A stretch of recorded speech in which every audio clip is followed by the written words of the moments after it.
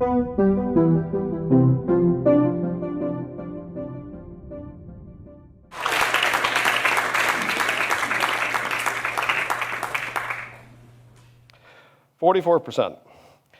That is the percentage of Americans working in an industry that is at risk of being automated right now. This is a self-driving truck. It's on the road as we speak. This is a self-driving taxi. They're being prototyped in Philadelphia and half a dozen other cities in the next year. This is a factory that does shipping and receiving. It is run entirely by robots. What used to take 1,000 workers is now done by none. This is a delivery drone. Doesn't need people. This is a 3D printed house. It's not the prettiest house you've ever seen, but this is the first version of a 3D printed house, and this house was printed in 24 hours. Deep learned algorithms can currently outperform board-certified radiologists at identifying certain classes of tumors. That's a very small subset of classes, but that number of classes is growing every single day.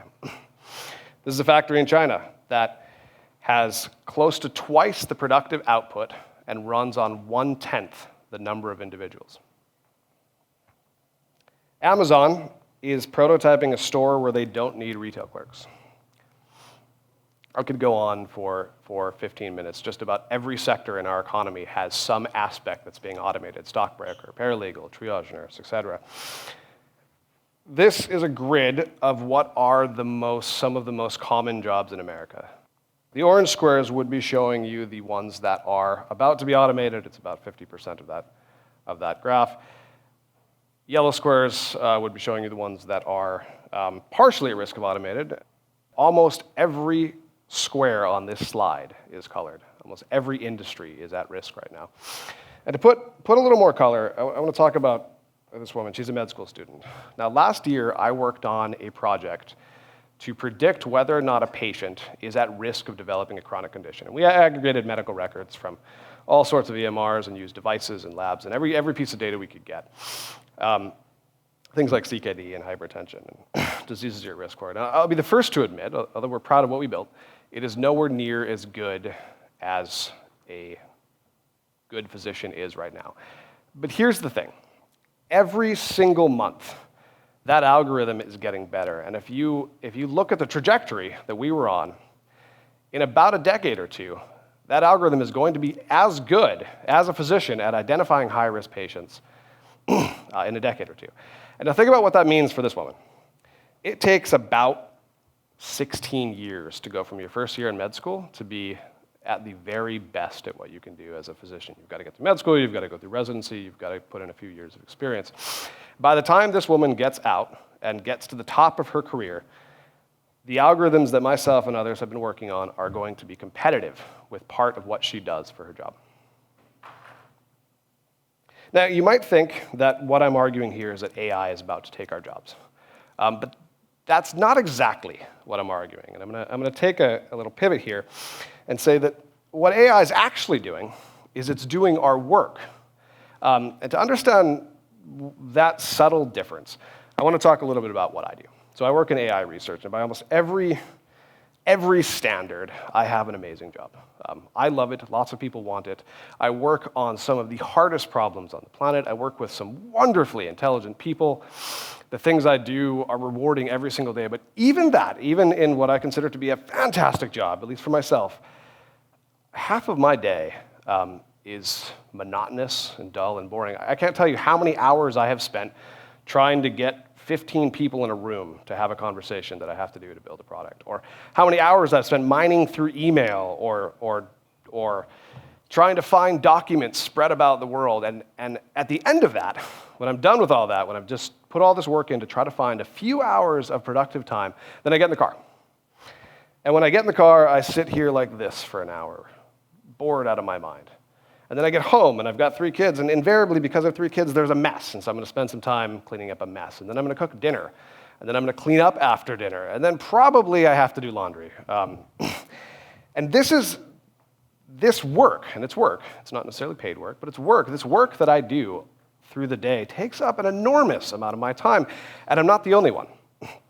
45%, that is the amount of time that A working parent spends doing things that they consider monotonous, dull, repetitive work. I'll call it overhead. It's a little bit less for non-parents, but it's not that much better. We spend a huge amount of time doing dull work.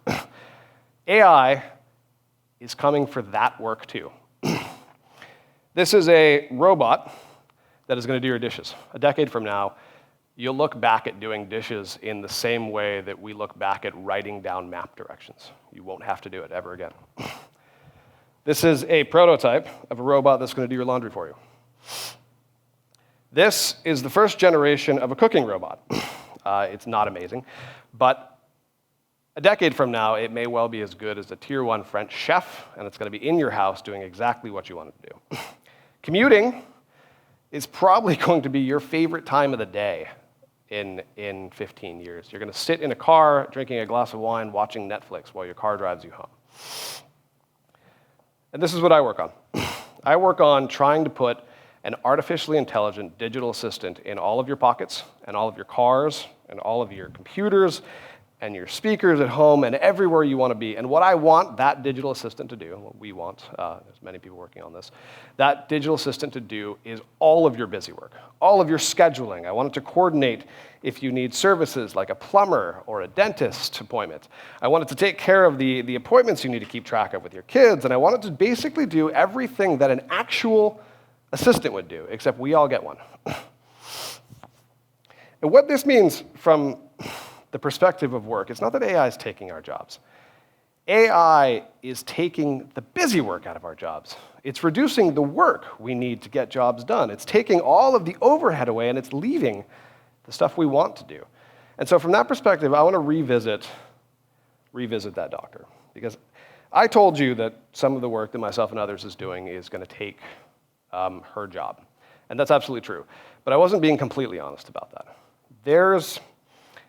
It turns out that a modern doctor, the work that a modern doctor does, is both really rewarding, but also there's a huge amount of monotony and dull work in it.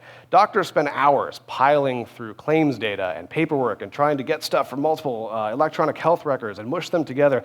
And they have this process called coding, that if they want to earn any money at all, in some cases, they have to put these codes on every single thing that they do. And if you don't think that's absurd, these are actual codes. Real, not facetious codes that a doctor might have to put on a form to get paid. AI is going to take that job from the doctor. It's going to take the work from the doctor of doing the bureaucracy and the monotony of their jobs. And when that's done, when AI has taken that away from the doctor is going to have to go back to doing medicine the way we used to. She's going to have to sit down with a patient and have a conversation and look at some labs and understand what's wrong and leverage her education and her experience to provide the best care we can. And we are not anywhere close, not even in the neighborhood of automating that.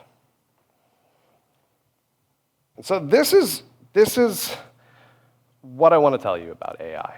AI is going to reduce the work we have to do. And if we take a holistic view, if we look at it from the top, the jobs and the work that AI is taking from us are the work we don't want to do. It is all of the most monotonous and interesting things, which suggests this world, this really wonderful world in which all of us are going to work on really amazingly rewarding tasks.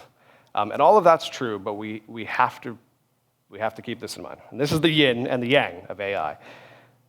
On one side, it is going to open up work that is much more rewarding. On the other side, the risk is crippling unemployment. And even if you're not in one of those segments, I promise you do not want to live in a world with 15 or 20 or 30 and certainly not 44% unemployment. Now, I don't know how we're going to solve this problem. We are going to have to address as a society the next 15 years and how to take the people who are losing their jobs and make sure that we can get through the next 50 years. This is a problem for all of us. But what I want to say is if we can get through this without crippling employment in this country. What AI means is AI means doctors are going to spend more time with their patients. It means that parents are going to spend more time with their children, and real time, not time doing dishes. It means all of us are going to be spending more time doing work that is more meaningful, more valuable, and more productive than the work we do today. And ironically, what that means is that artificial intelligence has the potential to usher in what will be the most human generation in our history. Thank you.